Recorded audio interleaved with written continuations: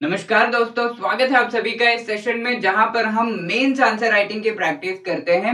और इस सेशन में जो कि डे 15 है हमारा जीएस 3 के 4 इंपॉर्टेंट क्वेश्चंस को हम डिस्कस करेंगे, जो कि 4 मार्क्स के 2 क्वेश्चंस होंगे, 8 मार्क्स का एक और एक 20 मार्क्स का क्वेश्चन हम डिस्कस करेंगे, जिस तरीके का एचएएस का हमारा पैटर्न होता है। तो आई होप आप लोग तैयार हो, आप इन क्वेश्चंस को आंसर कर चुके होंगे। सुबह जो टेलीग्राम ग्रुप पर क्वेश्चन फाइल शेयर की गई थी उस को देखकर। राइट दोस्तों, शुरुआत करते हैं इस सेशन की। यहां पर हम इन क्वेश्चंस को 3 स्टेप फॉर्मूला का यूज करके आंसर करते हैं। 3 स्टेप फॉर्मूला यानी कि सबसे पहले आपको ये देखना होता है क्वेश्चन में कि क्या पूछा गया है और डायरेक्टिव वर्ड क्या है, उसको देखते हुए हमें अपने आंसर को फॉर्म करना होता है।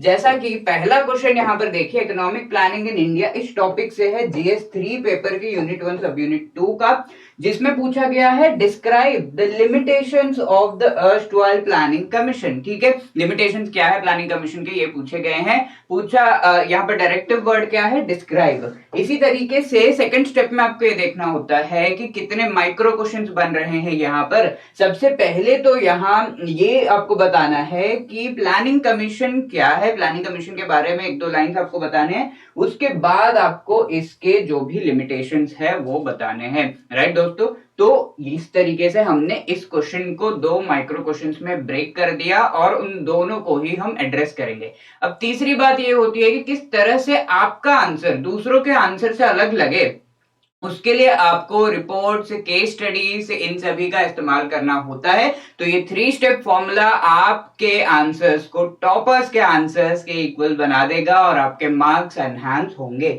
यहां पर देखिए कैसे हमने सबसे पहले तो ये 60 वर्ड्स 4 मार्क्स का क्वेश्चन है, इसको आंसर हम करेंगे। सबसे पहले हम प्लानिंग कमीशन के बारे में बताएंगे। तो planning commission was set up by a resolution of the government of India. मार्च 1915 में इसे सेटअप किया गया था। किस लिए किया गया था? इन परसुएंस ऑफ डिक्लेयर्ड ऑब्जेक्टिव्स। क्या ऑब्जेक्टिव्स थे? Rapid rise in the standard of living. सबसे पहली बात तो स्टैंडर्ड ऑफ लिविंग जो लोगों की है उसमें इंक्रीज होना चाहिए, क्योंकि अभी अभी इंडिपेंडेंस हमें मिला था 1947 में और उसके बाद स्टैंडर्ड ऑफ लिविंग बहुत ही कम था लोगों का वहां पर। Increasing production and offering opportunities, employment बढ़ाने के लिए, प्रोडक्शन बढ़ाने के लिए। राइट, ये मेन एम थे उस समय के और इनको फुलफिल करने के लिए प्लानिंग कमीशन को जो है लाया गया था। बट देन आगे जाकर 2015 में नीति आयोग को हमने एस्टैब्लिश किया, प्लानिंग कमीशन को ध्वंस कर दिया, हमने खत्म कर दिया और फिर नीति आयोग को लेकर आए। यानी कि प्लानिंग कमीशन के कुछ इश्यूज होंगे, कुछ कंसर्न्स तो होंगे जिसके वजह से उससे कंटिन्यू नहीं किया गया था। तो वो कंसर्न्स क्या है, तो लिमिटेशंस हम यहाँ पर बता दे रहे हैं इमीडिएटली। और हम बता रहे हैं सबसे पहली बात तो ये कि lack of perspective in planning। ठीक है, the succeeding plans have been always commenced without any full evaluation of the preceding plan। यानी कि आगे का जो है फटाफट से हम प्लान कर लेते हैं और पीछे हम क्या कर चुके हैं, पिछले वाले प्लान यानी कि सेकंड प्लान हमने बना दिया, सेकंड 5 ईयर प्लान लेकर आ गए। बट फर्स्ट 5 ईयर प्लान में हुआ क्या है, क्या गलतियां हुई हैं, क्या कमियां थी, उनको हमने बिल्कुल भी असेस नहीं किया। हमारे साथ भी यही होता है, हम जो है एक एक लेसन पढ़ते जाते हैं, लेसन 1, लेसन 2, लेसन 3, चैप्टर 4, इस तरीके से पढ़ते जाते हैं और फिर हम ये भूल जाते हैं कि चैप्टर 1, 2, 3 में क्या था, चैप्टर 4, 5, 6 पर हम पहुंच जाते हैं। तो हमें रिवाइज करते रहना चाहिए और पीछे का जो है, जो भी इश्यूज जिस तरीके से हमने रिवाइज किया था, जिस तरीके से हम पढ़े हैं, उनको और बेटर करने की कोशिश करनी चाहिए, उनको हम किस तरीके से ओवरकम कर सकते हैं। तो ये चीज मिसिंग थी, पर्सपेक्टिव नहीं था। तो आगे के प्लान्स ऑब्वियसली आप जो है सही से प्लान नहीं कर रहे हो, आप अपने मिस्टेक्स आइडेंटिफाई नहीं कर रहे हो, तो आगे का जो भी काम आप करोगे वो भी गड़बड़ ही होगा। Failure in promoting balanced growth and development. ठीक है, ग्रोथ का टारगेट तो रहता था बट डेवलपमेंट का टारगेट नहीं है, डेवलपमेंट को किसी तरीके से असेस नहीं किया जाता था। दोनों अलग अलग चीजें हैं। ग्रोथ जो है ज्यादा क्वांटिटेटिव टर्म्स में, क्वांटिटी यानी कि इतना जीडीपी बढ़ा, बट उस जीडीपी के बढ़ने के वजह से क्या सभी लोगों को फायदा हुआ है? समाज के सारे तबकों को फायदा हुआ है या नहीं, ये चीज देखना बहुत ज्यादा जरूरी होता है, क्योंकि गरीब कई बार पीछे रह जाते हैं, तो उनको साथ में लेकर चलना बहुत ही ज्यादा जरूरी है। वो चीज नहीं की गई। Highly centralised nature of planning, जहां पर हम एक अप्रोच जिसका नाम है टॉप डाउन अप्रोच, यानी कि प्लानिंग कमीशन प्लान करेगा, स्टेट्स इंप्लीमेंट करेंगे, बस किसी भी तरीके से इनपुट्स स्टेट से लेने का जो है प्रावधान नहीं था। अलग अलग स्टेक होल्डर्स जो है, एनजीओ हो गए और अलग अलग डिपार्टमेंट्स, उनसे इनपुट लेने का कोई भी प्रावधान नहीं था। प्लानिंग कमीशन एकदम एक जो है कह सकते हैं कि मिनिस्टेरियल, एक मिनिस्ट्री ही बन गई थी खुद में, और वो डिसाइड करती और उसे इंप्लीमेंट किया जाता। तो ये चीज हो गई थी। लॉप साइडेड एम्प्लॉयमेंट स्ट्रैटेजी, यानी कि हम जो है इंडस्ट्रीज खड़े कर रहे हैं, फैक्ट्रीज नए बन रहे हैं, हेवी इंडस्ट्रीज बन रहे हैं, बट देन एम्प्लॉयमेंट उसमें जनरेट नहीं हो पा रहा है, यानी कि स्किल लेवल मैच नहीं कर पा रहे कहीं ना कहीं, या फिर एजुकेशन का जो लेवल है वो नहीं मैच हो रहा, या फिर एलिजिबिलिटी क्राइटेरिया ऐसी है, राइट। तो अलग अलग चीजें जिनकी वजह से एम्प्लॉयमेंट ग्रोथ नहीं देखा गया, तो ये सारी चीजें नोटिस की गई हैं। और लेबर इंटेंसिव इंडस्ट्रीज पर ध्यान नहीं दिया गया बहुत ज्यादा, एमएसएमईज हो गए, स्मॉल इंडस्ट्रीज, कॉटेज इंडस्ट्रीज, इन पर ध्यान नहीं दिया गया, जिसके वजह से एम्प्लॉयमेंट जनरेशन बहुत ही स्लो रहा। तो ये सारे लिमिटेशन है जिसके वजह से हमने प्लानिंग कमीशन के बदले हम नीति आयोग को लेकर आए हैं। आगे second question, again 60 words, 4 marks का है। फॉरेन ट्रेड पॉलिसी, यानी कि फॉरेन जो इश्यूज है उनसे रिलेटेड है। यहां पर पूछा गया है what is meant by currency convertibility. बहुत ज्यादा ये चीज न्यूज में है, तो इस वजह से बहुत ज्यादा इंपॉर्टेंट हो जाता है इसको पढ़ना। करेंसी कन्वर्टेबिलिटी का कॉन्सेप्ट क्या है ये पूछा गया है। डायरेक्टिव वर्ड है व्हाट, यानी कि डायरेक्टली आपको इसको डिस्क्राइब करना है। सबसे पहले हम बताएंगे बेसिक कॉन्सेप्ट क्या है। Convertibility of currency means currency of a country, एक कंट्री की करेंसी फ्रीली दूसरे कंट्री के करेंसी में कन्वर्ट कर ली जाए, converted into foreign exchange eight market determined rate of exchange. ठीक है, $1 जो है अगर हमें चाहिए तो हम जाएंगे लगभग 78 to 80 रुपीज लेकर, जो भी रेट रहेगा, तो वो एक्सचेंज जो है आराम से अगर हो रहा है उसे हम कन्वर्टेबिलिटी कहते हैं। कई बार ये होता है कि कुछ ट्रांजैक्शंस पे, जो इंटरनेशनल ट्रांजैक्शंस है, इस तरीके से एक्सचेंज जो करना होता है वो गवर्नमेंट एक लिमिट के बाद अलाउ नहीं करती है, राइट। बहुत सारे इसके इम्प्लीकेशंस होते हैं, फॉरेन एक्सचेंज में वेरिएशंस आ जाते हैं, एक लिमिट के बाद अगर अलाउ किया जाएगा तो उसको संभालना मुश्किल होता है Indian government as well as reserve bank of India के लिए। इस वजह से एक लिमिट के बाद अलाउ नहीं किया जाता, तो उन चीजों को भी आपको डिस्क्राइब करना होगा। यहाँ पर एक करेंसी दूसरे करेंसी में कन्वर्ट अगर हो रही है उसे हम कन्वर्टेबिलिटी कहते हैं। कितने टाइप्स के कन्वर्टेबिलिटी है वो हम बताएंगे। 2 types of convertibility, current account पे और एक कैपिटल अकाउंट पे। तो करंट अकाउंट के ट्रांजैक्शंस ऐसे ट्रांजैक्शंस हैं जिनके वजह से किसी भी तरीके का एसेट या लायबिलिटी क्रिएट नहीं होता है। फॉर एग्जाम्पल, अगर आप एक फैक्ट्री खड़ी कर रहे हो, आपने खरीदा है फैक्ट्री और उसको यूएसए में खड़ी कर रहे हो, तो वहां पर एक एसेट आपका बन रहा है, यानी कि उससे आपको प्रॉफिट होगा आगे जाकर। तो इस तरीके के ट्रांजैक्शन को, उस फैक्ट्री को खड़ी करने के लिए जो पैसे लगेंगे वो डॉलर्स में लगेंगे। आपने वो पैसे एक्सचेंज किए, डॉलर्स में पैसे लिए और फिर आप गए उस फैक्ट्री को यूएस में खड़ा करने के लिए, उसको हम कैपिटल अकाउंट ट्रांजैक्शन कहते हैं। ठीक है, अगर किसी भी तरीके का शॉर्ट टर्म, यानी कि फॉर एग्जांपल रेमिटेंस, आपके कोई जान पहचान के लोग लेट से कतार में रहते हैं, वहां से वो पैसे भेज रहे, तो उसे हम रेमिटेंस कहते हैं। और उसको अगर आप कन्वर्ट करवा रहे, क्योंकि कतार का जो भी जो भी उनका करेंसी है उसमें भेजेंगे वो, उसको आप कन्वर्ट करवाओगे यहाँ पर इनटू रुपीस, एंड देन आप उसे यूज कर सकते हो। तो उस कन्वर्टेबिलिटी को हम करंट अकाउंट में, उस ट्रांजैक्शन को हम करंट अकाउंट, यानी कि शॉर्ट टर्म है, एक बार भेजा और फिर बस वो पूरा का पूरा ट्रांजैक्शन जो है खत्म हो गया, किसी भी तरीके का प्रॉफिट आगे जाके नहीं होगा, कोई लॉस नहीं होगा, कोई एसेट क्रिएट नहीं हुआ, यहाँ पर कोई लायबिलिटी नहीं बनी, तो इस वजह से उसे करंट अकाउंट में लिया जाता है।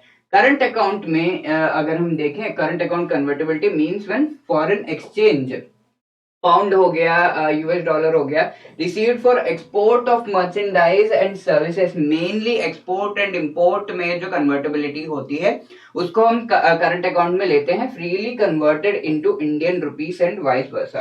पर in case of import, export and import का जो कन्वर्टेबिलिटी होता है मेनली उसे हम करंट अकाउंट में काउंट करते हैं। ठीक है, उसके लिए जो पैसे चाहिए होते हैं, जो कन्वर्शन चाहिए होता है, that comes in current account. इसके साथ में इवन रेमिटेंसेस, ये सारी चीजें भी आती है। कैपिटल अकाउंट कन्वर्टेबिलिटी की अगर हम बात करें, by capital account convertibility we mean capital flows, यानी कि ऐसा मनी जो कि आगे जाकर एसेट या लायबिलिटी क्रिएट कर रहा हो, ऐसे पोर्टफोलियो कैपिटल, डायरेक्ट इन्वेस्टमेंट्स जो हैं वो भी आपको प्रॉफिट देंगे आगे जाकर। तो ये सारी चीजें कैपिटल अकाउंट कन्वर्टेबिलिटी में आती हैं। इंडिया की अगर हम बात करें, rupee continues to remain capital account non convertible, यानी कि फुल्ली कन्वर्टेबल नहीं है। आप अगर चाहो कि करोड़ों करोड़ों रुपए में कन्वर्ट करके जो है डॉलर्स में ले जाओ, तो वो नहीं हो पाएगा, एक लिमिट है। बट करंट अकाउंट पे आप फुल्ली कन्वर्ट करवा सकते हो, जितने भी पैसे चाहो उतने पैसे आप कन्वर्ट करवा सकते हो। ऐसा गवर्नमेंट ने क्यों किया? क्योंकि करंट अकाउंट पे बहुत बड़े ट्रांजैक्शंस नहीं हो सकते, शॉर्ट टर्म के लिए बहुत बड़े ट्रांजैक्शंस नहीं हो सकते, और बहुत ही स्ट्रिक्ट गवर्नमेंट सुपरविजन के अंडर ये current account and capital account transaction होते हैं। इस वजह से फुल्ली कन्वर्टेबल अलाउ कर दिया हमारे करंट अकाउंट पर। बट कैपिटल अकाउंट पे बहुत ही बड़े ह्यूज ट्रांजैक्शंस होते हैं, तो इस वजह से नहीं हो पाएगा, गवर्नमेंट संभाल नहीं पाएगी। अभी के लिए उतनी मैच्योरिटी नहीं है। जिस तरीके से इससे रिलेटेड जो एक कमेटी है, तारापुर कमेटी, उसके द्वारा कहा गया है। तो इस कमेटी के रिकमेंडेशंस के बेसिस पर फिलहाल हम कैपिटल अकाउंट पर फुल कन्वर्टेबिलिटी नहीं देते, वो चीज हमने लिख दिया। अब एग्जांपल अगर हम यहाँ पर लें, it is believed the small scale industries are more labor intensive, they use labor than the large scale industries, and इसके साथ में हम ये कह सकते हैं कि जब लेबर एक जगह से दूसरे जगह जाते हैं और उनके जो रेमिटेंसेस है वो आते हैं, तो उसको हम इंक्लूड कर सकते हैं इन दिस कन्वर्टेबिलिटी। ठीक है, तो रेमिटेंस का एक एग्जांपल हमने यहाँ पर ले लिया। अब आगे बढ़ते हैं। 8 मार्क्स का क्वेश्चन 120 वर्ड्स में आपको आंसर करना है, sustainable development and inclusive growth का। ठीक है, GS3 यूनिट 1 सब यूनिट 1 का ये जो है टॉपिक है।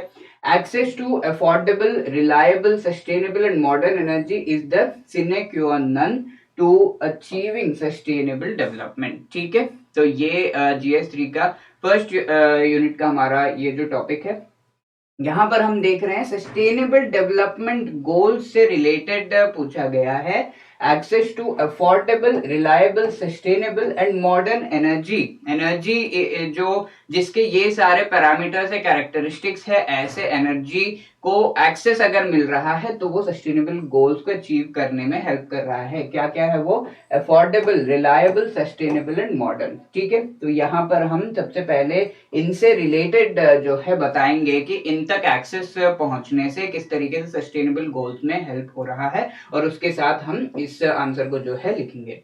हमने बताया एक्सेस टू अफोर्डेबल, यानी कि एनर्जी अगर अफोर्डेबल है, यानी कि हाइड्रो एनर्जी या फिर सोलर एनर्जी की अगर हम बात करें, सोलर पैनल आपको फिट करना है और उस पैनल से आप पूरे घर को जो है इलेक्ट्रिसिटी प्रोवाइड कर रहे हो, तो ये काफी एक्सपेंसिव है, तो अफोर्डेबल नहीं है। ठीक है, इसे अफोर्डेबल बनाने का अगर काम किया जाए तो वो बहुत ही बेटर होगा। तो अफोर्डेबल होना चाहिए, रिलायबल होना चाहिए, यानी कि सोलर एनर्जी से सपोज धूप नहीं है, ठीक है, छांव है, तब क्या होगा? तो वो रिलायबल नहीं है, राइट। तो इस तरीके से एनर्जी रिलायबल होनी चाहिए। सस्टेनेबल एंड मॉडर्न, यानी कि अभी हम जो भी एनर्जी यूज कर रहे हैं उसका मतलब ये नहीं कि आगे जनरेशंस को वो एनर्जी अवेलेबल नहीं है, वो चीज ध्यान में रखना है। एंड मॉडर्न एनर्जी, यानी कि ऐसा एनर्जी जो कि मॉडर्न हो, जो इको फ्रेंडली हो, जिसको जो है मॉडर्न टेक्नोलॉजी का यूज करके एक्सट्रैक्ट आराम से किया जा सके, ऐसे एनर्जी तक एक्सेस पहुंचाना। SDG 7 यानी कि सस्टेनेबल डेवलपमेंट गोल 7 में ये चीज दी हुई है, और इस वजह से अगर ये हम करते हैं तो सस्टेनेबल डेवलपमेंट गोल नंबर 7 को हम अचीव करते हैं। ये हमने लिख दिया। Is one of the 17 goals adopted by the international community 2015 में हमारा जो पेरिस क्लाइमेट एग्रीमेंट था। इट इज और ये चीज सस्टेनेबल डेवलपमेंट गोल नंबर 7 को अचीव करने से बहुत सारे और भी सस्टेनेबल डेवलपमेंट गोल्स को हम अचीव कर सकते हैं, क्योंकि ये सब लिंक्ड है। इंडस्ट्री से, इनोवेशन एंड इंफ्रास्ट्रक्चर से, हेल्थ एंड वेलबींग से, gender equality, sustainable cities and communities, जो कि अलग अलग सस्टेनेबल डेवलपमेंट गोल्स हैं। इसके साथ हम ये बता रहे हैं connects economic growth, social equity and environmental sustainability, जहां पर हम एनर्जी, इस तरीके की सस्टेनेबल एनर्जी अगर उस तक एक्सेस बढ़ाएंगे, फॉर एग्जांपल सोलर एनर्जी तक ही एक्सेस अगर हम बढ़ाएंगे तो वो इकोनॉमिक ग्रोथ में हेल्प करेगा, सोशल इक्विटी में हेल्प करेगा, यानी कि पुअर एंड रिच जो है उनको जो भी रिक्वायरमेंट्स है और जो भी उनका लेवल ऑफ लिविंग है वो इम्प्रूव होगा और उनके बीच में इक्विटी आएगी। ठीक है, यहाँ एनवायरमेंटल सस्टेनेबिलिटी भी है, यानी कि सोलर एनर्जी अगर आप यूज कर रहे हो वो एनवायरमेंट को भी बेनिफिट करेगा। It increases the income. कई बार ये होता है कि अनइक्वल एक्सेस अगर है तो उससे इनकम डिवाइड जो है वो बढ़ता है, यानी कि कोई सोलर यूज कर पा रहा है, कोई नहीं कर पा रहा है। सोलर जो यूज कर रहा है उसको बहुत ही ज्यादा बेनिफिट होगा, खुद की इलेक्ट्रिसिटी वो जो है प्रोड्यूस कर रहा है, बहुत आराम से अपने जो भी एक्टिविटीज है वो करेगा। But then on the other side जो यूज नहीं कर पा रहा है सोलार को, उसको जो है डेफिनेटली इन कंपैरिजन लॉस होगा। ये चीज इनकम डिवाइड और दोनों में जो है इनकम का वेरिएशन लेकर आती है, नेगेटिव इम्प्लीकेशंस इसके होते हैं। तो हमारी गवर्नमेंट बहुत ज्यादा ट्राई कर रही है एक्सेस बढ़ाने के लिए। अफोर्डेबल एनर्जी की अगर हम बात करें तो इलेक्ट्रिसिटी रेट्स सब्सिडाइज किए जा रहे हैं, इसके साथ में पहल एलपीजी सब्सिडी जो है वो प्रोवाइड की जा रही है, जिससे जो एनर्जी की एक्सेसिबिलिटी है, अफोर्डेबिलिटी है, वो बढ़ती ही जा रही है। ठीक है, अब रिलायबल एनर्जी की अगर हम बात करें तो जो हमारे डिस्ट्रीब्यूशन कंपनीज हैं उनके इश्यूज को सॉल्व करने की कोशिश की जा रही है। उदय स्कीम जो है वो लाया गया है, लॉन्च किया गया है। फ्रीक्वेंट जो पावर आउटेजेस है हर एक जगह पर ये बेटर ही हो रहा है, ज्यादा से ज्यादा समय तक जो है पावर कट वगैरह जो है वो कम हो रहा है, गर्मी के अलावा बाकी समय में। सस्टेनेबल एनर्जी जो कि small hydro project, wind mill, biogas, ये सबको और भी ज्यादा डेवलप करने की कोशिश, टेक्नोलॉजिकल डेवलपमेंट लेकर आना और रिन्यूएबल एनर्जी के शेयर को बढ़ाने का काम किया जा रहा है। जिस तरीके से हमारे जो गोल्स हैं, हमने जो आईएनडीसी से दिए हुए हैं, पेरिस क्लाइमेट एग्रीमेंट को और एसडीजीज को अचीव करने से रिलेटेड। मॉडर्न एनर्जी प्रधानमंत्री उज्ज्वला स्कीम यहाँ पर जो है आप मेंशन कर सकते हो, जिसके थ्रू एलपीजी प्रोवाइड करने की कोशिश की जा रही है। मॉडर्न यानी कि पहले हम वुड, लकड़ी वगैरह जलाकर उसका जो धुआं है उसमें जो है पूरे तरीके से धू होते थे, तो उसको नहीं यूज करके अब एलपीजी की सब्सिडी प्रोवाइड करके हम एलपीजी जो मॉडर्न एनर्जी है उसको यूज करने के लिए प्रोत्साहन दे रहे हैं। केरोसिन लैम्प से इलेक्ट्रिकल लाइट जो है उस तक हम स्विच करवाने की कोशिश कर रहे हैं। According to Lawson company there is reduction in gender gap in India. अगर हम मॉडर्न एनर्जी प्रोवाइड करते हैं तो जेंडर गैप में रिडक्शन है, यानी कि gender gap is women and main में जो एजुकेशन, हेल्थ, इन सभी पैरामीटर्स पर जो डिफरेंसेस है उसको हम जेंडर गैप कहते हैं, और ये जेंडर गैप में रिडक्शन आ रहा है। वुमेन के पास ज्यादा टाइम रह रहा है, उन्हें लकड़ी इकट्ठा करने के लिए जाना नहीं है, बहुत देर नहीं लगता खाना बनाने में। सो दे कैन आल्सो स्टडी, जैसे छोटी बच्चियां हैं वो भी कई बार लगती हैं खाना बनाने में, तो वो पढ़ सकते हैं। मॉडर्न एनर्जी से ये हो रहा है। Accessibility of sustainable and affordable energy, इसको और बढ़ाना होगा और इसके लिए स्टेप्स हमारी गवर्नमेंट ले रही है, जिससे SDG 7 and various other linked जो एसडीजी है उसको हम अचीव कर सकते हैं। ये हम लिखेंगे एंड में। इसके साथ हम जो है आखिरी क्वेश्चन यहाँ पर देख रहे हैं, how can the MSME sector help in achieving inclusive growth. तो 400 वर्ड्स 20 मार्क्स के लिए ये क्वेश्चन है। यहाँ पर ये जो है पब्लिक प्राइवेट जॉइंट सेक्टर्स की जो हमने बात की वहां पर हम कह सकते हैं ये जो है हम डिस्कस कर रहे हैं। How can the MSME sector help. तो यहाँ पर अगर हम देखें, पहली बात तो एमएसएमई सेक्टर के बारे में हम लिखेंगे, कैसे ये इंक्लूसिव ग्रोथ में हेल्प कर रहा है वो हम लिखेंगे इंक्लूसिव ग्रोथ को डिफाइन करते हुए। ओके, एमएसएमई सेक्टर की अगर हम बात करें, it is very crucial to Indian economy, और ये 30 मिलियन के आसपास एंटरप्राइजेस हैं इंडिया में, 69 मिलियन के आसपास पीपल इसमें एम्प्लॉयड हैं। नेशन वाइड ये जो एमएसएमई सेक्टर्स हैं उनको इंजन ऑफ इकोनॉमिक एक्सेलरेशन कहा गया है। और भी यहाँ पर स्टैटिस्टिक्स आप बता सकते हो, जीडीपी में कितना कंट्रीब्यूशन है, एम्प्लॉयमेंट का कितना परसेंटेज जो है कंट्रीब्यूट करता है, वो सब आप बता सकते हो in percentage terms also. Sector is crucial for employment generation, क्योंकि एमएसएमई जो है माइक्रो स्मॉल मीडियम एंटरप्राइजेस, इसमें बहुत ज्यादा लोग एम्प्लॉयड होते हैं।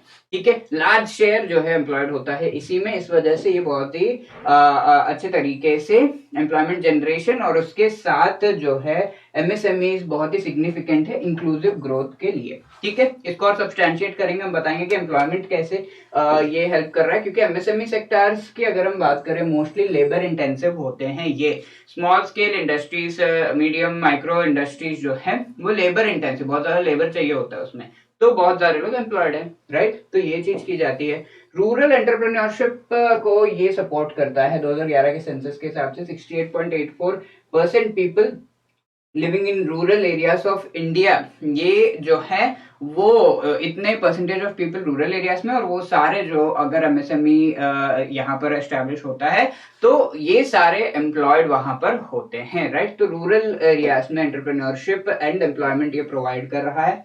नॉन एग्रीकल्चरल लाइवलीहुड ये प्रोवाइड कर रहा है। कभी कभी ऐसा होता है कि एग्रीकल्चरल जो है सीजनल एग्रीकल्चर होता है और बाकी समय फ्री रहते हैं या फिर बाकी समय अनएम्प्लॉयड रहते हैं, तो उस समय एम्प्लॉयमेंट प्रोवाइड करता है ये।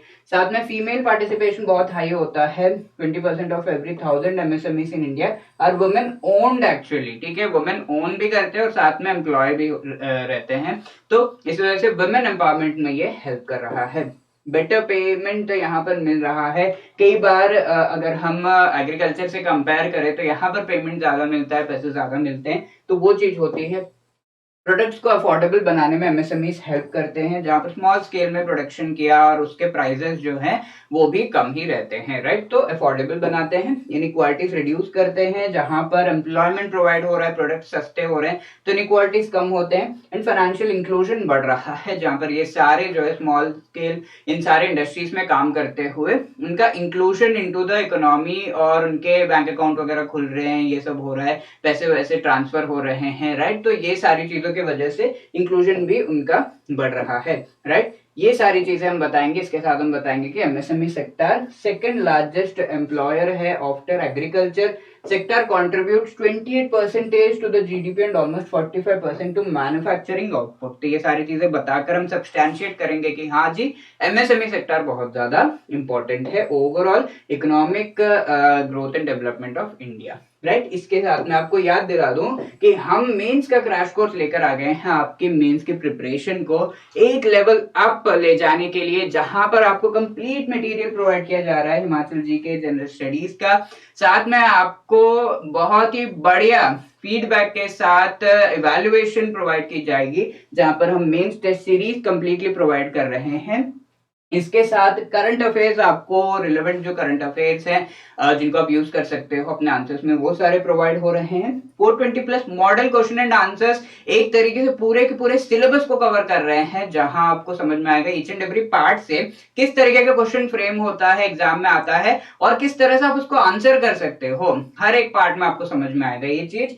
साथ में लाइव डाउट सेशंस आपको जो है मिलेंगे, जहां पर आप अपने डाउट्स पूछ सकते हो। ये सब कुछ आपको सिर्फ और सिर्फ 14,000 में प्रोवाइड किया जा रहा है, बट देन आफ्टर डिस्काउंट 10,000 में सारी चीजें आपको इस कोर्स में मिल रहे हैं। तो फाइनल ये जो है 10,000 में ये पूरा का पूरा आपको मिल रहा है। बट अगर आप चाहते हो कि मेरा तो नोट्स बना हुआ है, मुझे बस इवैल्यूएशन चाहिए, तो आप हमारा मेंस टेस्ट सीरीज ज्वाइन कर सकते हो विद कंप्लीट इवैल्यूएशन, जहां पर हिमाचल जीके के कंप्लीट मटेरियल आपको मिल रहा है, videos, handouts, previous year questions, current affair, model questions और साथ में additional solved previous year questions भी आपको प्रोवाइड किए जा रहे हैं। एचएएस के एंड यूपीएससी के लाइव डाउट सेशंस भी आप अटेंड कर सकते हो, राइट। तो ये सब आपको जो है 10,000 में दिया जा रहा था, अभी डिस्काउंट के बाद 6,000 में आपको प्रोवाइड किया जा रहा है। दोनों ही कोर्सेज का लिंक आपको डिस्क्रिप्शन में मिल जाएगा। आई होप ये सेशंस आपको बहुत ही अच्छी तरीके से हेल्प कर रहे हैं। अपना फीडबैक देना मत भूलिएगा। All the best. जय हिंद, जय भारत।